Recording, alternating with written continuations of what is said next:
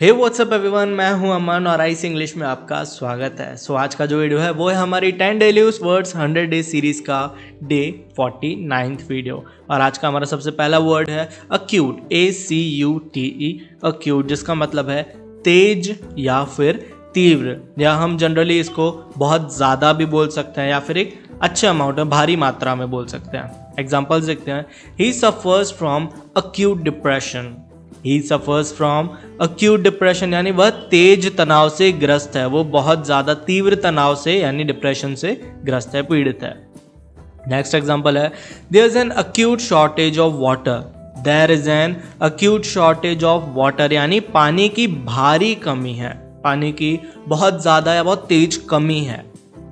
Next word है pick pocket, PICK, POCKET, pocket. Pick pocket का मतलब होता है जेब कतरा या फिर ठग, जो जेब काट के पर्स वगैरह चुरा लेते हैं या कुछ कीमती चीज़ें चुरा लेते हैं, उन्हें हम पिक पॉकेट कहते हैं इंग्लिश में। एग्जाम्पल्स देखते हैं। A pickpocket stole his watch.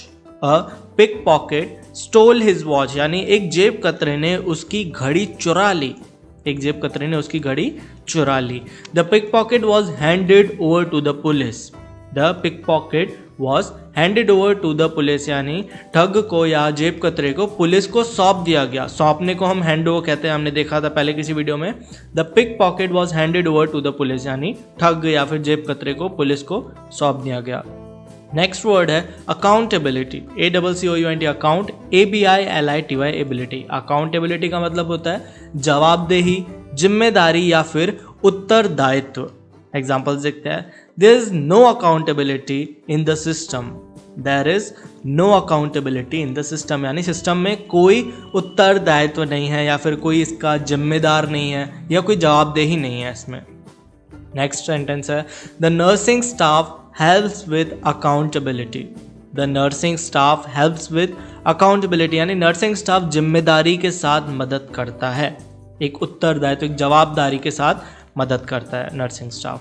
Next word है कंपनसेशन, COMPENSATION।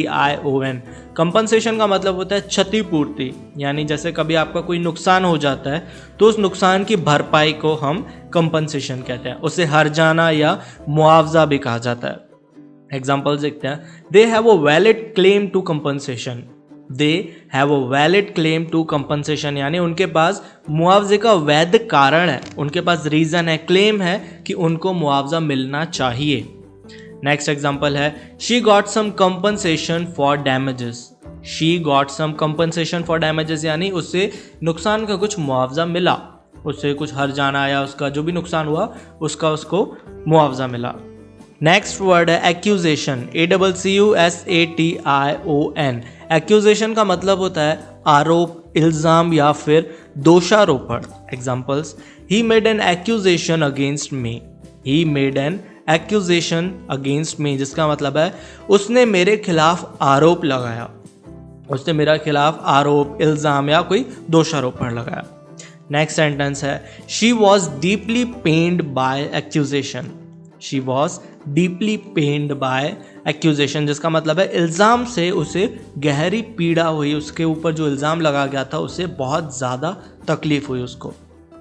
नेक्स्ट वर्ड है डिनाई, DENY, डिनाई जिसका मतलब होता है इनकार करना या फिर मना करना या फिर अस्वीकार करने को भी डिनाई कहते हैं। एग्जाम्पल्स देखते हैं। I deny it. I deny it जिसका मतलब है मैं इसे इनकार करता हूँ या फिर मैं इसे अस्वीकार करता हूँ। नेक्स्ट सेंटेंस है ही डिनाइड हर प्रपोजल। ही डिनाइड हर प्रपोजल यानी उसने उसके प्रस्ताव को अस्वीकार कर दिया या फिर उसका जो प्रपोजल था उसे इनकार कर दिया या मना कर दिया।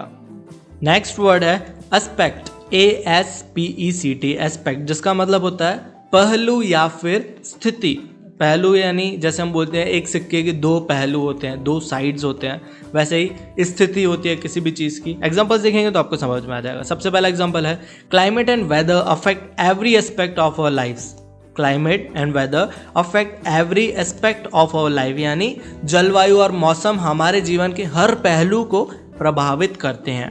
एक और एग्जांपल है the hospital was excellent in every aspect.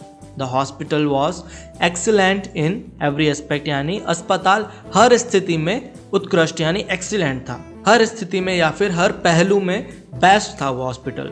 Next word है एम्बिग्यूअस, AMBIGUOUS।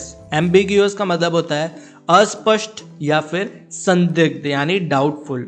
एग्जाम्पल्स देखते हैं, he gave me an ambiguous answer, he gave me an ambiguous answer, जिसका मतलब है उसने मुझे एक अस्पष्ट जवाब दिया, एक ऐसा जवाब दिया जो सही नहीं था, स्पष्ट नहीं था या फिर डाउटफुल था, उसके जवाब पर मुझे डाउट था। नेक्स्ट एग्जाम्पल है he was an ambiguous person, he was an ambiguous person यानी वह एक अस्पष्ट व्यक्ति था या फिर एक संदिग्ध व्यक्ति था, एक डाउटफुल इंसान था। नेक्स्ट वर्ड है रेक्टिफाई, RECTIFY। रेक्टिफाई का मतलब होता है सुधारना या फिर ठीक करना किसी भी चीज़ को। एग्जाम्पल देखते हैं, please rectify the mistakes in my bill, please rectify the mistakes in my bill यानी कृपया मेरे बिल में गलतियों को ठीक करें, मेरे बिल में जो भी गलतियां हैं उसे सुधारें या फिर ठीक करें। नेक्स्ट एग्जाम्पल है we must take steps to rectify the situation, we must take steps to rectify the situation यानी हमें स्थिति को सुधारने के लिए कदम उठाने चाहिए, जो भी स्थिति है उसे ठीक करने के लिए हमें कदम उठाने चाहिए। We must take steps to rectify the situation. और लास्ट वर्ड है आज का रिफ्रेशमेंट, REFRESHMENT। रिफ्रेशमेंट जिसका मतलब होता है जलपान या फिर ताजगी। एग्जाम्पल देखते हैं, he stopped at a bar for a little refreshment, he stopped at a bar for a little refreshment यानी वह थोड़ी ताजगी के लिए, जलपान के लिए एक बार के पास रुक गया। नेक्स्ट एग्जाम्पल है we worked all day without refreshment, we worked all day without refreshment जिसका मतलब है हमने पूरे दिन बिना जलपान के काम किया या फिर बिना ताजगी लिए काम किया। चलिए एक बार सारे वर्ड्स को रिवाइज कर लेते हैं। सबसे पहला वर्ड है अक्यूट, ACUTE, अक्यूट जिसका मतलब है तेज या फिर तीव्र या बहुत ज़्यादा। नेक्स्ट है पिक पॉकेट जिसका मतलब है जेब कतरा या फिर ठग या चोर भी हम बोल सकते हैं। अकाउंटेबिलिटी यानी जवाबदेही, जिम्मेदारी। कंपनसेशन, कंपनसेशन का मतलब है क्षतिपूर्ति या फिर मुआवजा, जो भी आपका नुकसान हुआ उसकी भरपाई। नेक्स्ट वर्ड है एक्यूजेशन, एक्यूजेशन का मतलब है आरोप या फिर इल्ज़ाम। डिनाय, डिनाय का मतलब है इनकार करना या फिर मना करना। एस्पेक्ट, ASPECT, एस्पेक्ट जिसका मतलब है पहलू या फिर स्थिति। एम्बिग्यूअस, एम्बिग्यूअस का मतलब है अस्पष्ट या फिर संदिग्ध यानी डाउटफुल। रेक्टिफाई यानी सुधारना या फिर ठीक करना। और लास्ट वर्ड है रिफ्रेशमेंट, रिफ्रेशमेंट का मतलब है जलपान या फिर ताजगी। ये वीडियो यहीं तक था। आई होप ये वीडियो आपको अच्छा लगा होगा। अगर आपने इस वीडियो से कुछ भी नया सीखा हो तो वीडियो को लाइक ज़रूर कर दीजिएगा, और अगर आप इस चैनल पर पहली बार आए हैं तो चैनल को सब्सक्राइब भी कर दीजिएगा। मिलते हैं हमारे अगले वीडियो में। Bye, take care.